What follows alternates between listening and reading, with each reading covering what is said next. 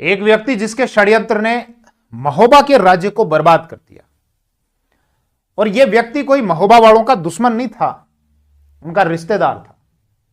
महोबा के जो शासक थे परमार्दी देव चंदेल, जिनको आला खंड में परमार लिखा गया है, उनका साला था माहिल। एक राज्य था उरई राज्य, उस उरई राज्य का शासक था माहिल, जो महोबा के शासक परमार्दी देव चंदेल का साला था।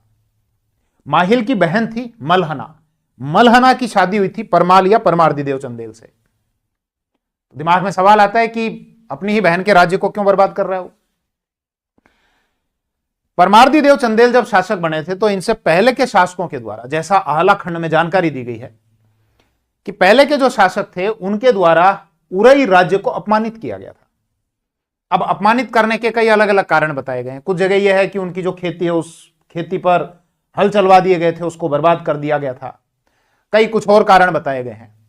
तो मोटा मोटा कारण यह है कि पहले पास्ट में महोबा राज्य के द्वारा उरई राज्य को अपमानित किया गया था। इसी उरई राज्य का शासक कौन बना? माहिल।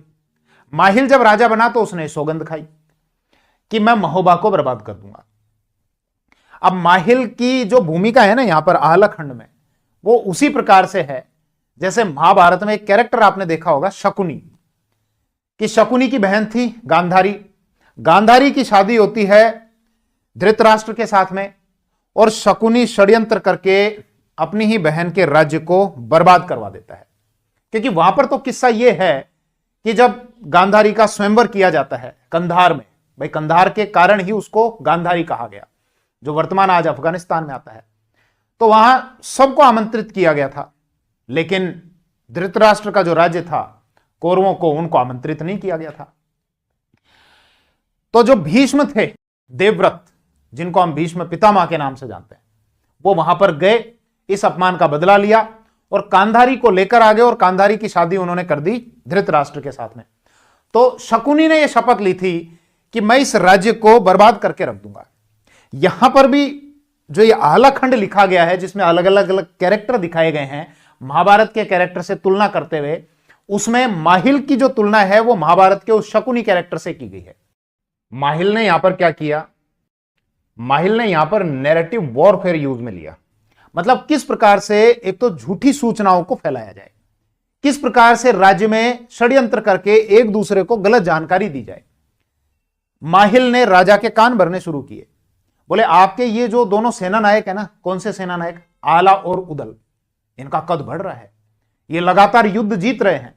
आला खंड में 52 अलग अलग युद्धों के बारे में जानकारी है, आला और उदल के बारे में जानकारी है।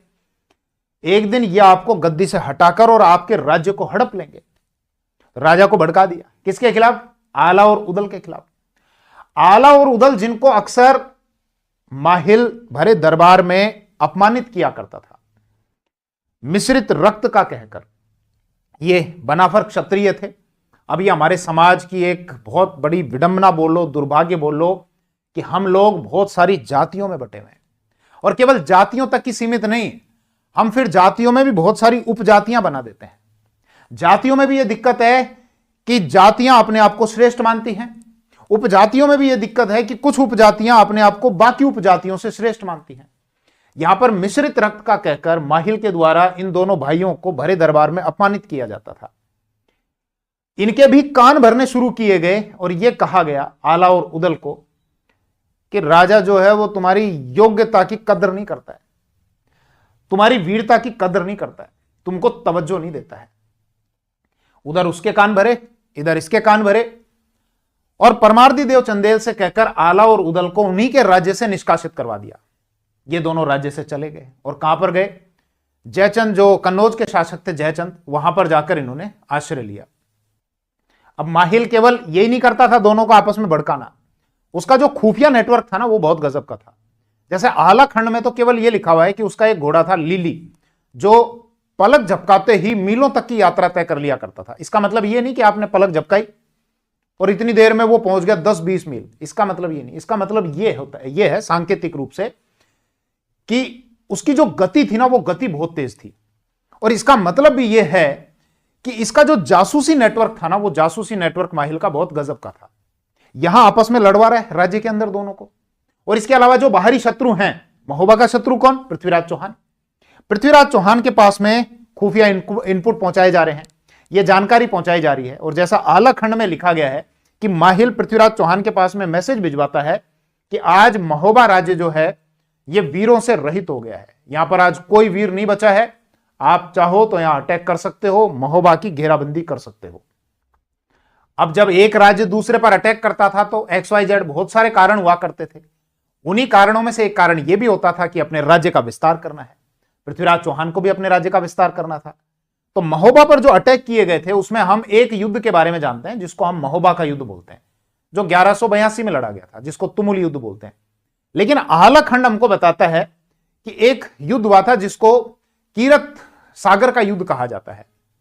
मतलब यहां पर एक तालाब है जिसको कीरत सागर कहा जाता है, और वहां पर महिलाएं इकट्ठी हो रखी थी भुजरियों को विसर्जित करने के लिए। एक त्योहार आता है रक्षाबंधन का, श्रावण महीने की पूर्णिमा को आता है। उसके बाद अगला महीना शुरू होता है भादवे का महीना, उसमें कृष्ण पक्ष की तृतीया को एक त्योहार आता है कजड़ी तीज। उस कजड़ी तीज के अवसर पर महिलाएं एक तालाब पर इकट्ठी हो रखी थी, कीरत सागर तालाब, भुजरियों को विसर्जित करने के लिए। जो गेहूं का जो ज्वारा होता है ना, जैसे नवरात्रि में आपने किया होगा कि जब जोत बैठाते हैं तो ज्वारे उगा दिए जाते हैं, 7-8 दिन में वो बड़े बड़े हो जाते हैं। तो गेहूं के जो जवारे हैं उनको विसर्जित करने के लिए वहां पर महिलाएं इकट्ठी हो रखी थी। पृथ्वीराज चौहान के द्वारा ठीक उसी समय महोबा राज्य को, उस हिस्से को घेर लिया गया था।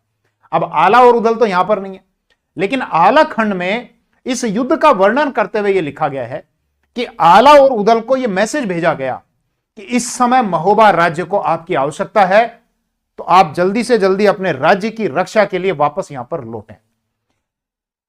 आला ने लौटने से मना कर दिया कि नहीं, वहां पर हमारा अपमान हुआ है, वापस हम नहीं जाएंगे। लेकिन आला के भाई उदल ने, आला की माता ने इनको समझाया, और ऐसा करने के बाद आला और उदल वापस लौट कर आए।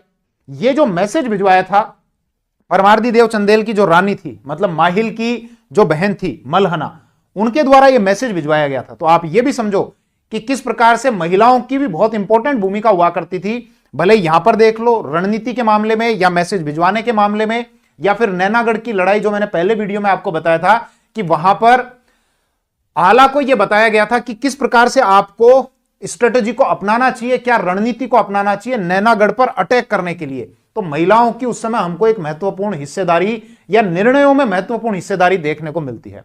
खैर, आला उदल वापस लौट कर आए। आला खंड यह कहता है कि वो जोगियों के भेष में आए। यहां पर पहुंचकर उन्होंने जो चिमटे थे उन चिमटों को फेंक दिया, अपनी अपनी तलवारों को संभाला। और जैसा आला खंड लिखता है कि इस युद्ध में पृथ्वीराज चौहान की सेना को आला और उदल के द्वारा पराजित कर दिया गया था। हालांकि जो हिस्टोरिकल सोर्स है उसमें हम ये पढ़ते हैं कि 1182 का जो तुमुल युद्ध था या महोबा का युद्ध था, उसमें पृथ्वीराज चौहान ने महोबा राज्य को पराजित करके यहां पर अधिकार कर लिया था, और यहां पर अपने एक व्यक्ति पंजुन राय को या पंजवन राय को यहां का प्रशासक नियुक्त कर दिया गया था। खैर, ये जो लड़ाई हुई थी, कीरत सागर वाला जो युद्ध है, ये किस दिन हुई थी? कजड़ी तीज के दिन। इसीलिए जब आप उस क्षेत्र में जाएंगे तो उसी विजय के उपलक्ष्य में, उसी जीत के उपलक्ष्य में आज भी वहां पर ये कजड़ी तीज वाला जो उत्सव है ना, बहुत धूमधाम से मनाया जाता है, बहुत बड़ा आयोजन होता है वहां पर। तो इसलिए जब कभी वहां पर जाएं महोबा में और आप ये देखें कि ये जो कजड़ी तीज है इतनी ज्यादा धूमधाम से इसी क्षेत्र में क्यों मनाई जा रही है, तो समझ जाना इसका एक हिस्टोरिकल रीजन है, ऐतिहासिक कारण है। अब ये कारण आपको ध्यान रहेगा कि उस समय कोई युद्ध हुआ था। आला खंड में ये बात बताई गई है। आला उधर लौट कर आए थे, जोगियों के भेष में आए थे और यहां पर युद्ध किया था और पृथ्वीराज चौहान को पराजित किया था। इसीलिए उस जीत के उपलक्ष्य में यह त्योहार इतना बड़ा मनाया जा रहा है। खैर, इस वीडियो में इतना ही। Thank you. जय हिंद।